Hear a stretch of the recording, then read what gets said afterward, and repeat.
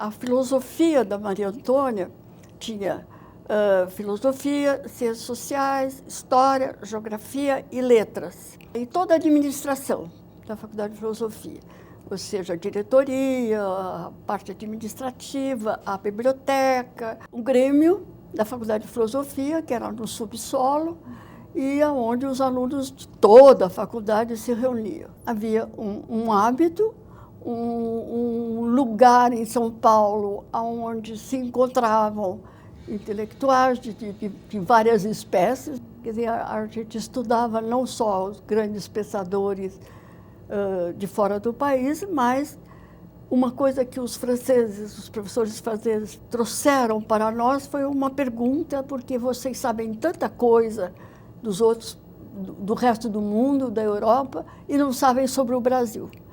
Então foi também nos anos 50 que teve essa introdução, essa preocupação muito grande de estudar o Brasil. E então você tinha uma riqueza muito grande naquele estudo, naquele debate, porque toda vez que se juntava para ler, estudar, acabava voltando ao Brasil.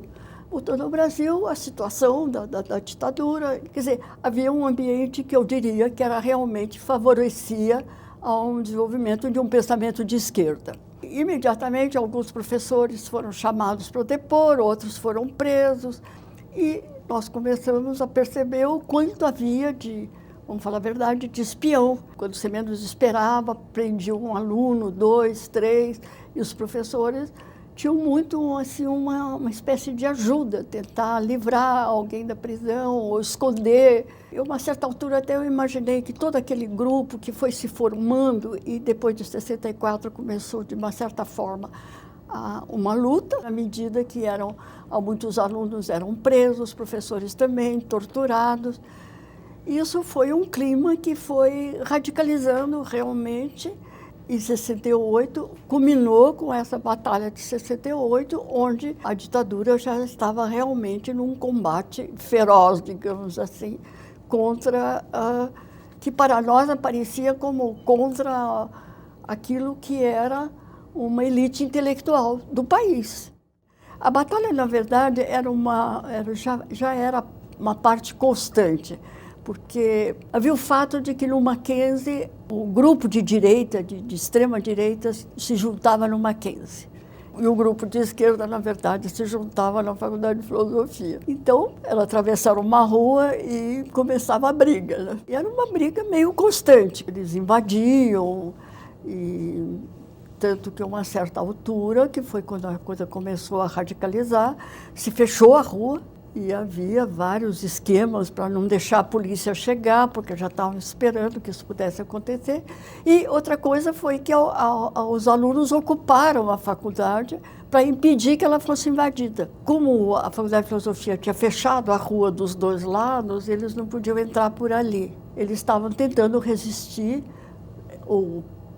Do lado da filosofia também se faziam coquetéis Molotov. Começou a pegar fogo na faculdade. E aí havia uma situação que eu sempre considerei muito estranha, porque era assim: você tinha do lado do Mackenzie, você tinha a polícia junto com o famoso Comando de Caça aos Comunistas, e do outro lado você tinha os professores e os alunos da Faculdade de Filosofia tentando fazer alguma coisa, mas a polícia atirava. Eu não sei se o CCC também, acho que também tinha armas, atirava. Então você tinha de um lado a polícia atirando e botando fogo num prédio do governo, que era do governo do estado, e aí veio o corpo de bombeiro para apagar o fogo que a polícia havia, de uma certa forma, ajudado a pôr. Enfim, foi realmente uma batalha, foi um dia trágico, foi o fim da Maria Antônia.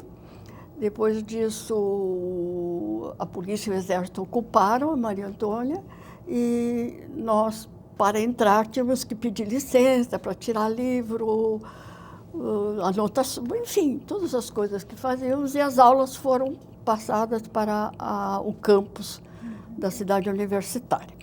Havia uma luta, sem dúvida, uma luta contra a ditadura, uma luta que, sobretudo, eu acredito, aí é uma opinião minha, Nem tanto era uma luta para fazer uma revolução socialista, sem dúvida isso estava na cabeça, sobretudo dos alunos e de muitos professores, mas era muito mais uma luta para poder ensinar e dizer, pensar e discutir de uma maneira livre, aberta. Foi um prédio que abrigou por muitos anos, durante 20 anos exatamente, formou gente, formou pessoas pensantes, pessoas que pensavam o Brasil, que discutiam a necessidade da transformação, do acabar com aquela ditadura, do mal que aquilo estava falando, sobretudo do ponto de vista intelectual. A Faculdade de Filosofia, ou a própria USP, diminuiu muito esse clima de debate, de discussão, de aprendizado e, sobretudo, da política. Então, eu acho que essa era a importância da Maria Antônia. Quer dizer, não foi a batalha, foi o ponto final.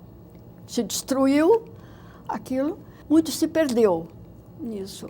Não só o povo que era da Maria Antônia, mas da própria universidade e eu acho que de São Paulo e do Brasil.